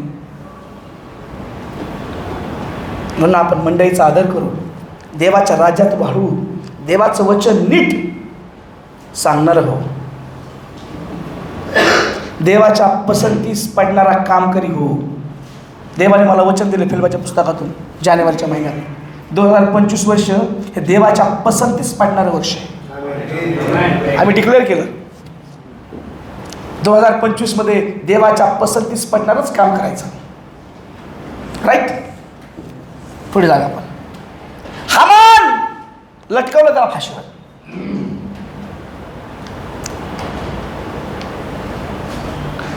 खंबा कोणासाठी होता माहिती आहे? मर्दकाईसाठी. त्याला इथं लटकायचं होतं. एस्तेरचा चुलत भाऊ जो द्वारपाल होता आणि हा हमान त्याला इथं लटकवणार होता. आपल्याकडे मन आहे ना, जिसके लिए खड्डा खोदता है दुसरे के लिए खड्डा खोदने वाला है का नाही? ऐकलं की नाही मन? Praise the Lord. मर्दखै दुसऱ्या अध्यायात 15 नंबरच्या वचनात मर्दखै विषयी लिहिलंय की तो येरुशलेमेवरून आणलेला गुलाम. त्याचं काय काम होतं? तो राजाच्या दरबारात द्वारपाल होता.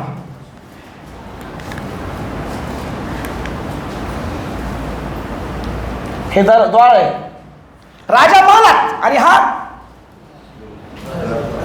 त्यांना उठवा झोपेतून. आज झोप उडाली पाहिजे तुमची, आता वर्षभर झोपेतच जाणार आहे.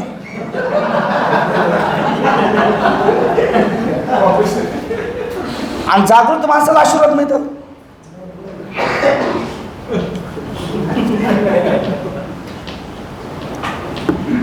मला माफ करा, तुम्ही माझ्या बापाच्या वयाचे आहेत, भावाच्या वयाचे, मी लहान आहे तुमच्यापेक्षा, पण आपण जागृत राहा.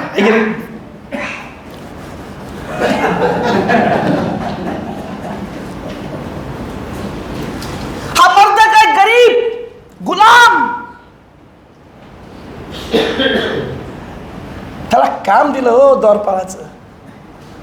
काही किंमत नाही, काही इज्जत नाही, साधारण माणूस. पण 10व्या अध्यायात 3ऱ्या वचनात तुम्हाला माहित आहे, हाच राजाच्या नंतर 2 नंबरचा अधिकारी झाला. बोलो येशू मसीह की जय. इतका मोठा अधिकारी झाला. आपण अनेक सिरीज पाहत आहेत.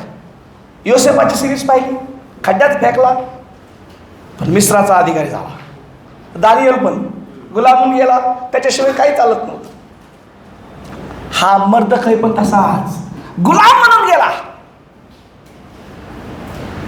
पण देवाचा हात याच्यावर असल्यामुळे हा मर्दखै 10वा अध्याय आणि 3रं वचन 3च वचन 10व्या अध्यायात तिथं लिहिलं की तो राजाच्या नंतर 2 नंबरचा अधिकारी झाला.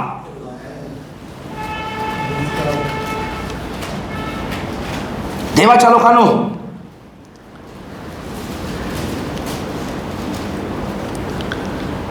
ह्या गुलामावर देवाचा हात होता आणि म्हणून दिवसांदिवस याची वाढ होत होती.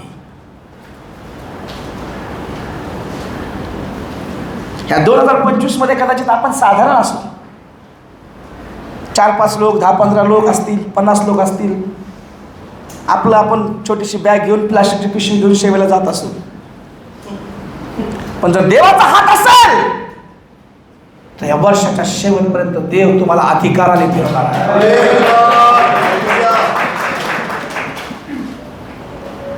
हा गुलाम होता, साधारण होता, गरीब घरातला होता, पण 10व्या अध्यायात तोच अधिकारी झाला. राजाच्या लेवलचा झाला. असं लिहिलं का त्याच्यामध्ये? वाचा बरं एकदा. मर्दखै याची सामर्थ्याची व पराक्रमाची जी कृत्ये त्यांची आणि मर्दखयास राजाने मातीस चढविल्याची साध्यत हकीकत मेदी व पारशी यांच्या इतिहासाच्या ग्रंथात लिहिली आहे, नाही काय? मर्दखै यहुदी याचा दर्जा ऐश्वरोष राजाच्या खालोखाल होता. यहुदी लोकांमध्ये तो फार थोर होता. त्याच्या बांधव समुदायात त्याची मोठी मान्यता असे. तो आपल्या सर्व लोकांचे कल्याण करण्यास झटे व आपल्या सर्व लोकांचे कुशल कसे होईल याकडे त्याचे लक्ष होते. काय लिहिलं पास्टर तुमच्या बायबलमध्ये? शेवटच्या भागामध्ये काय दिलंय? राजाच्या नंतर राजाच्या खालोखाल म्हणजे त्याच्या लेवलचा तो झाला. मर्दखै, बऱ्याच लोकांनी त्याच्यावर जास्त ऐकलं नाही म्हणून सगळे माझ्याकडे असे बघतात, हरकत नाही. मर्दखैविषयी बरेच लोक प्रचारही करत नाहीत, पण मर्दखैविषयी मला तुम्हाला थोडं सांगायचं आहे. गरीब गुलाम, पण देवाच्या लोकांना वाचवण्यासाठी देवाच्या योजनेत सामील झाला, म्हणून देवाने त्याला द्वारपाळापासून त्याच महलाचा अधिकारी बनवलं. ही जी मोहीम आहे ना, आत्मे बचाव, ही देवाची मोहीम आहे.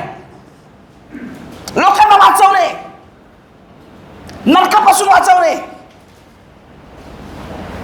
ही मुवमेंट 2000 वर्ष 6000 वर्षापासून उत्पत्तीपासून सुरू आहे. आणि या योजनेत जो कोणी सहभागी होतो तो साधारण राहत नाही. भले त्याची सुरुवातीला स्थिती साधारण असेल, पण त्याचा शेवट भरलेला असतो. याला मोहराच्या बाहेर वॉचमॅनचं काम दिलं. द्वारपाळ म्हणजे वॉचमॅनच ना, सिक्युरिटी गार्ड. कोण त्यांनी विचार तरी केला असेल का? बाहेर उभा राहणारा सिक्युरिटी गार्ड ह्याच राजाचा राजा होणार आहे, म्हणजे त्याच्या लेवलचा होणार आहे. त्यांनी विचार तरी केला असेल काय? त्याची स्थिती बदलली कारण तो देवाच्या योजनेत सहभागी झाला.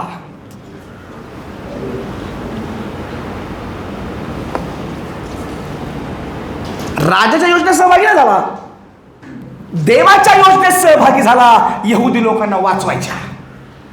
एस्तरने जे काही केलं त्याच्या मागे हा मर्दखय होता. त्यानेच तिला तयार केलं, त्यानेच तिला एनकरेज केलं, त्यानेच तिला पाठवलं. तो त्या राजाच्या महलात तिला पाठवायचा आणि बाहेर लांबून लक्ष ठेवायचा, माझ्या बहिणीला कोणी त्रास देऊ नये म्हणून. समजतं? तिला राजाला रिजेक्ट करू नये म्हणून त्याचा खूप मोठा वाटा एस्तरच्या जीवनात आहे. अनेक लोकांना देवाचा सेवक होण्यासाठी तुमचा आणि माझा हात त्यांच्यात असला पाहिजे. जर एखादा सेवक मोठा हिलिंग मिनिस्टर आहे, प्रचारक आहे, तर आमचा हात, आमचा सहभाग त्याच्यात असला पाहिजे. आम्ही शिकवल्या, देवाचं वचन शिकवलं आणि देव त्याचा उपयोग करतोय असं व्हायला पाहिजे. समजतं? एस्तर राणी झाली, पण कोणीतरी होतं तिला शिकवणार. तो तिचा चुलत भाऊ होता, पण तिचा बाप झाला. बापासारखं त्याने तिला ट्रीटमेंट दिलं. आज मंडळीतल्या कोणाला तरी आम्हाला बापासारखं, बापाच्या जागेवर उभं राहून देवाचं वचन शिकवायची गरज आहे. कोणाला तरी मोठा अधिकारी करण्याच्या मागे आमचा हात असला पाहिजे. आम्ही तर मोठे हो, पण आमच्या मंडळीतून लोक अधिकारी व्हायला पाहिजेत. आमच्या देशातून लोक अधिकारी व्हायला पाहिजेत. आणि त्याच्या मागे आमचा हात असावा, आमची मेहनत असावी, आमचे कष्ट असावेत. समजतं तुम्हाला? हा भक्त काय? गरीब घरातला गुलाम राजा झाला. देवाच्या योजनेत सहभागी होतो, देव त्याचा उपयोग करतो. जो देवाच्या राजासाठी धडपड करतो, देव त्याला हाय त्या स्थितीमध्ये ठेवत नाही. मी जर देवाच्या सेवेत नसतो ना, तर मला कोणी 10,000च्या नोकरीवर कामाला पण ठेवलं नसतं. माझी खरी योग्यता तीच आहे, 10-12,000 15,000. बरोबर ना? पण मी त्या मोहीममध्ये सामील झालो आणि देवाने मला खूप आशीर्वादित केलं. इथं बसलेला प्रत्येक सेवक आत्मे वाचवण्याच्या या चळवळीत सामील झाला पाहिजे आणि मोठा अधिकारी झाला पाहिजे. देव त्याला साधारण ठेवत नाही, परिस्थिती बदलून टाकतो.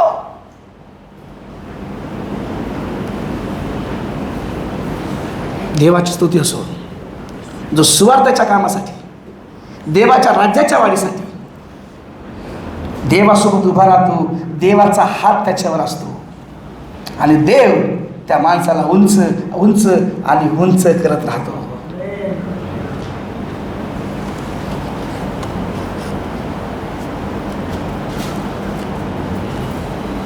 जसं देवाचा हात त्याच्या प्रत्येक सेवकावर असेल ना, त्याची स्थिती रोज बदलत असेल. He will be grow grow grow every day. मर्दकाय एक सैनिक होता. दुसरा अध्याय 5 वचन वाचलं ना?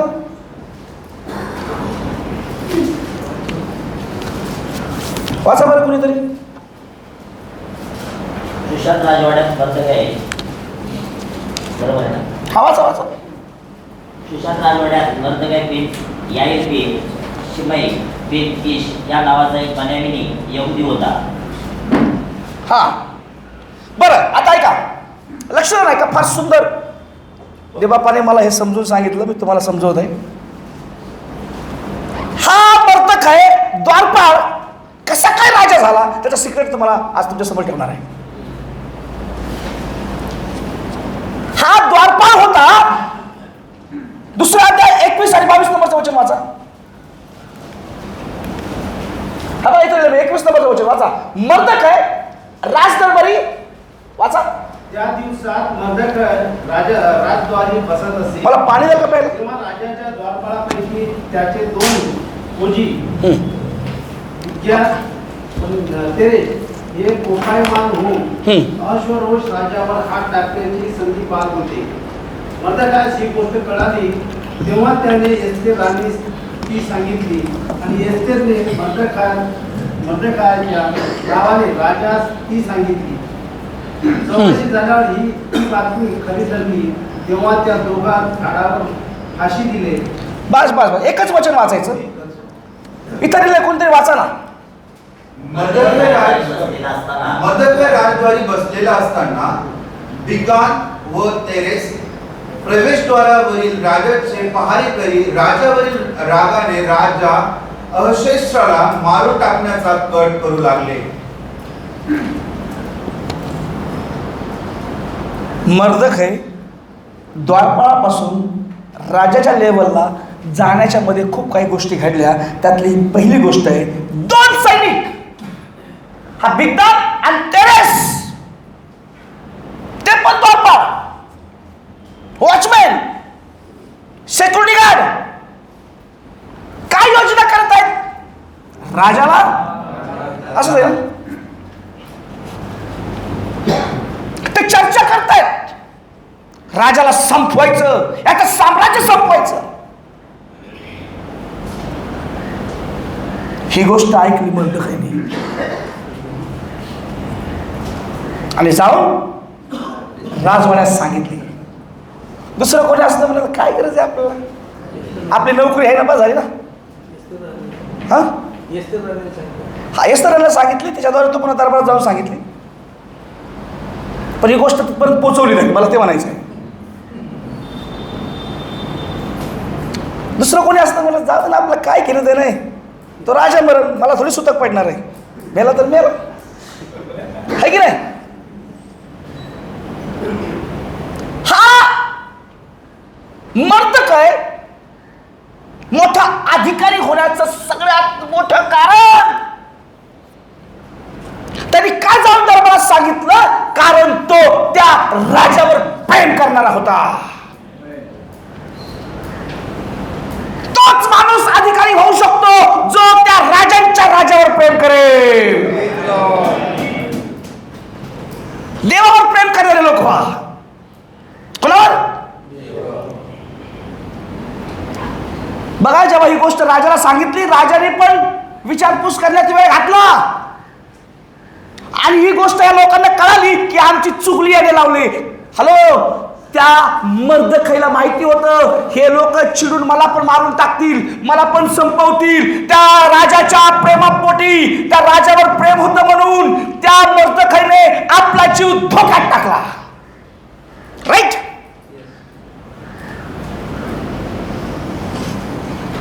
थोडासा बरोबर. देवावर प्रेम करणाऱ्या लोकांनो,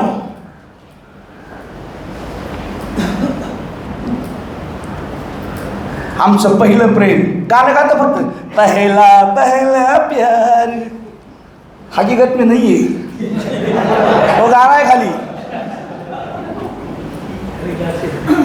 हाँ गाते हैं।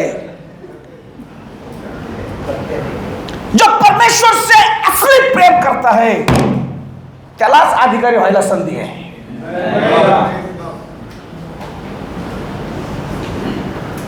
त्या मर्दकाईने त्या राजावर प्रेम केलं, मनापासून प्रेम केलं, जीव धोक्यात टाकला, मरायला तयार झाला आणि त्या राजाला सांगितलं आमच्या राजावर आपण प्रेम करूया, आमच्या देवावर आपण प्रेम करूया, वेड्यासारखं प्रेम करूया. ते गाणं नाही का, दीवाना मैं यीशु का दीवाना, चाहे कुछ भी कहे जमाना, मैं दीवाना यीशु का मैं दीवाना. वेड्यासारखं देवावर प्रेम करा. हॅलो, कारण त्यांनी पहिलं प्रेम आमच्यावरती केले. देवावर प्रेम करणारे सेवक साधारण राहत नाहीत, वॉचमॅन राहत नाहीत, द्वारपाळासारखं जीवन जगत नाहीत. देव त्यांची स्थिती रोज बदलतो. समजतं तुम्हाला? हे सिक्रेट आहे या मर्दकाईचं.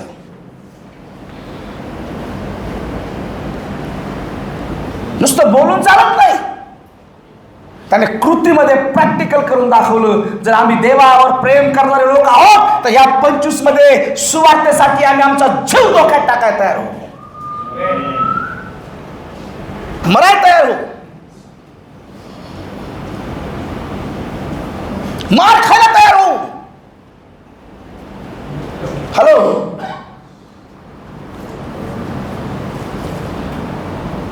जेव्हा मी त्या स्थितीवर येऊ ना, देवा मी मार खायला तयार आहेत, देवा मी तुझ्यासाठी मरायला तयार आहे, कारण आम्ही तुझ्यावर प्रेम करतो.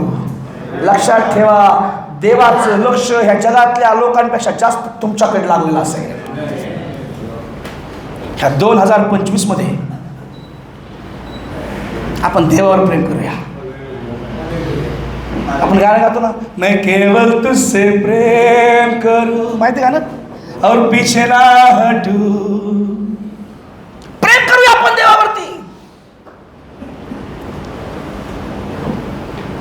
कुटुंबावर प्रेम करतो आपण, संसारावर प्रेम करतो, संपत्तीवर प्रेम करतो, पैशावर प्रेम करतो, सगळ्यावर आपलं प्रेम आहे. पण या सगळ्यांपेक्षा जास्त प्रेम आपण आजपासून देवावर करायला हवूया. हा मनाचं सगळ्यात मोठं सिक्रेट. त्यांनी त्या राजावर प्रेम केलं. काय झालं माहिती का, पुढे झालं आपण थोडं फास्ट. एक दिवस नाही, खूप महिने निघून गेले. हामान पण मर्दकाई पण विसरला. त्यांनी राजाला खबर दिली, राजाला वाचवलं. राजा पण विसरला, राज्यातले लोक पण विसरले, ती एस्थर विसरली, पण देव नाही विसरला. कोण नाही विसरला? देव विसरला नाही. देवाने त्या राजाची झोप उडवली. अश्वरोष राजाची झोप उडवली. त्या बेचैन झाला. तुम्ही म्हणतात काही म्हणतात, बायबल मध्ये लिहिले, वाचा 6वा अध्याय 1 ते 3.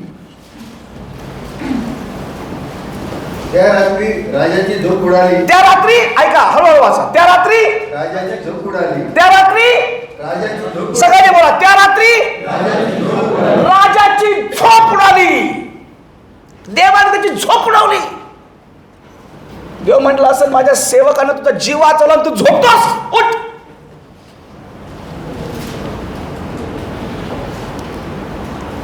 जर तुम्ही देवाचं राज्य वाचवण्याच्या मागे लागलात ना, देव जगातल्या मोठ्या मोठ्या लोकांना झोपू देणार नाही. त्यांच्या स्वप्नात जाऊन सांगेल, जा राजू शेळकेला 1 लाख रुपये देऊन ये. हालेलुया! Praise the Lord. असं होऊ शकतं का? नाही होऊ शकत.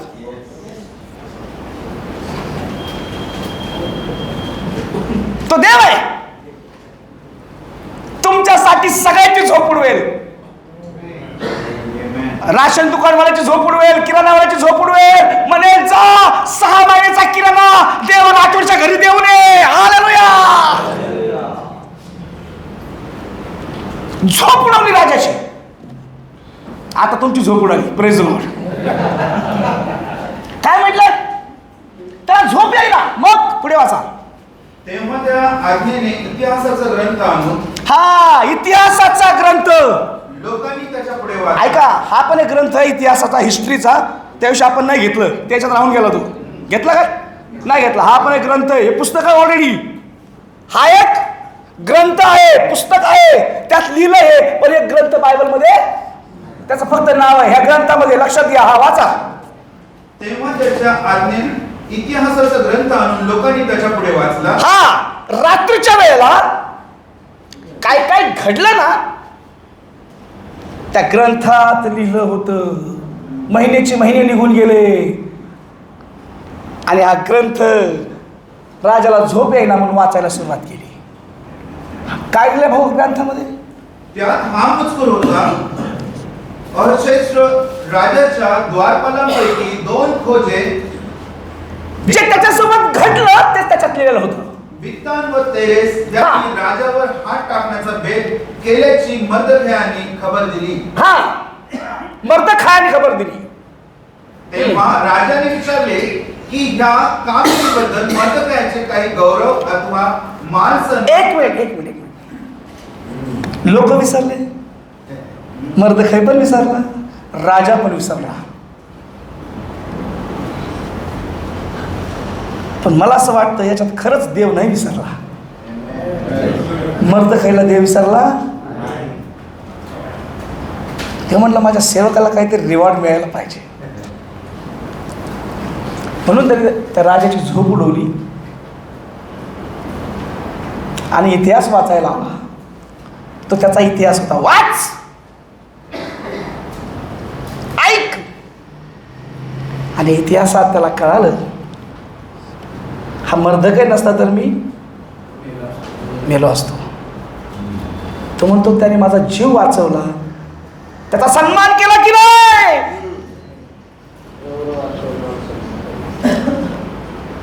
त्याचा आदर केला की नाही? देवाच्या सेवकांनो, तुम्ही जे काही देवासाठी काम केलंय कदाचित तुम्ही विसरले असाल. लोक विसरले असतील, संस्था विसरली असेल, अधिकारी विसरले असतील, खूप महिने झाले, वर्ष झाले, पण तुमचा देव विसरला नाही. हॅलो, तुम्ही खेडेगावात एकट्याने सांगितलेली सुवार्ता देवानं पाहिली.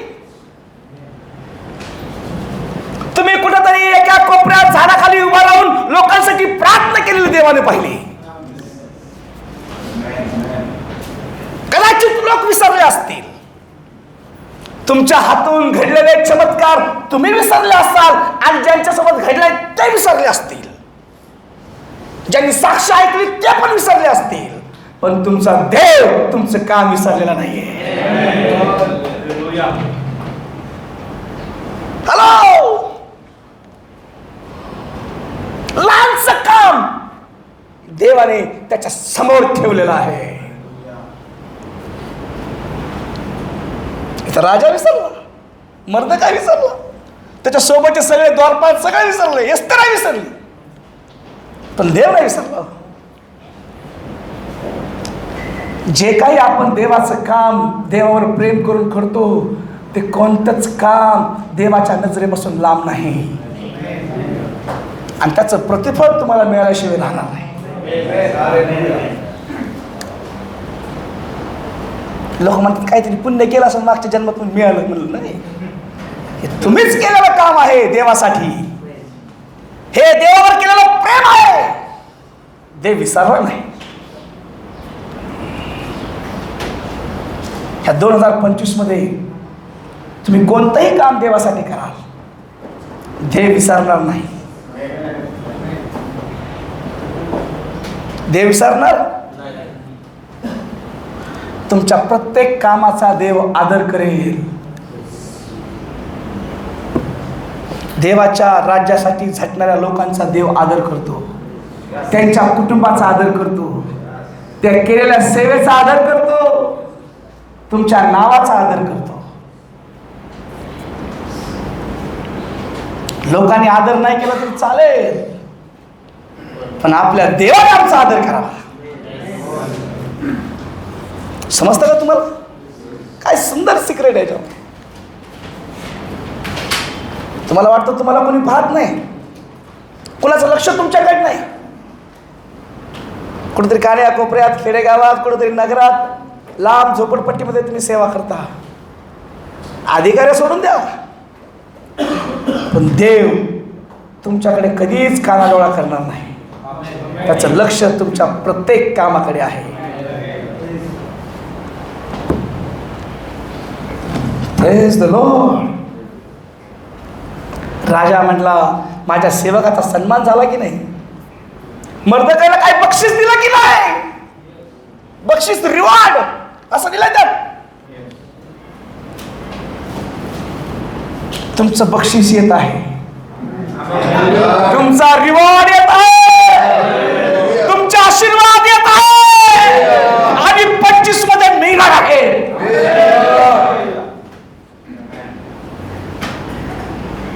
बोलो येशू मसीह की.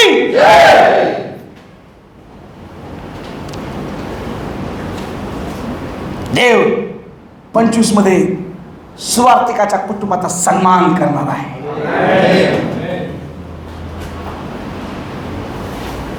तुमच्या लेकरांचा सन्मान करणार आहे, तुमच्या पत्नीचा, तुमच्या पतीचा सन्मान करणार आहे, तुमच्या मंडळीतल्या लोकांचा देव सन्मान करणार आहे. आणि उत्तमातलं उत्तम तुम्हाला देण्यासाठी देव तयारी करत आहे. मर्दकायला त्याला माहिती पण नाही, बिचारा वॉचमॅनचं काम करतोय. पण काय झालं? काय म्हणलं त्याला? काही इनाम दिला की नाही? सेवक काय म्हणाले माहिती का? काय म्हणले? नाही दिला वाजून. त्याला काहीच दिलं नाही, काहीच दिलं.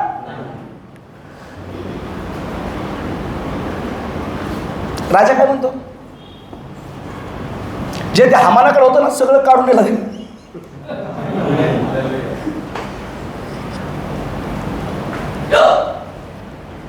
सगळं काढून उत्तमातलं उत्तम द्या.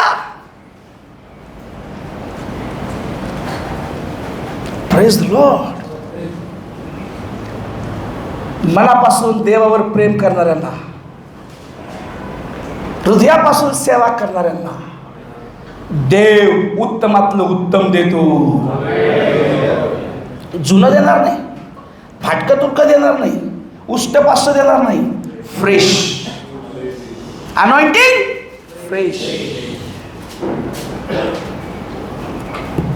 तो देव आहे.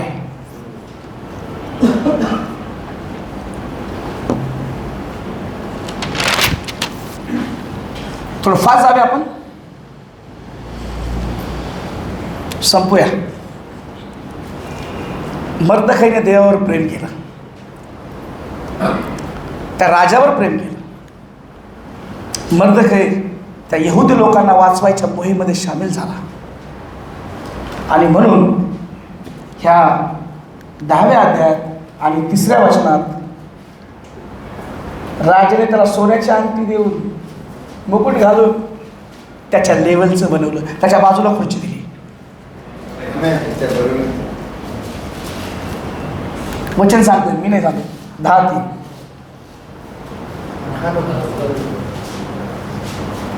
त्याला फार मान दिला. काय दिले? राजा अहश्वेरोष राजाच्या खालोखाल यहुदी मर्दखायाचे स्थान होते. त्याचे यहुदी बांधव त्याला फार मान देत होते, कारण लोकांच्या भल्यासाठी तो खूप मेहनत घेई. मर्दखाईमुळे सर्व यहुद्यांना शांतता लाभली. तुम्ही ते लोक आहात जे देवाची शांती लोकांपर्यंत घेऊन जाणार. तुमचे पाय किती मनोरम आहेत, ब्युटिफुल फीट. सुवार्ता सांगणाऱ्याचे पाय किती मनोरम आहेत. लोकांसाठी झटणारा मर्दकय होता, मध्यस्थी करणारा होता. आम्ही लोकांना देवाच्या राज्यात आणण्यासाठी धडपड करणारे असलं पाहिजे, मंडळा सुरू करणार असलं पाहिजे, लिडरशिप उभी करणार असलं पाहिजे. आणि जर आपण असं करू, लक्षात ठेवा,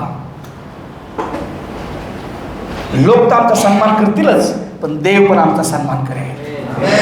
आज आम्ही साधारण आहोत, पण आमचा शेवट एका अधिकाऱ्यासारखा असणार आहे. आपण अश्वरोष राजाचं महल पाहिलं, त्याची पत्नी वस्ती राणी पाहिली, एस्तर राणी पाहिली आणि मर्दखै देखील पाहिला. त्या पुस्तकाचा हाच उद्देश आहे,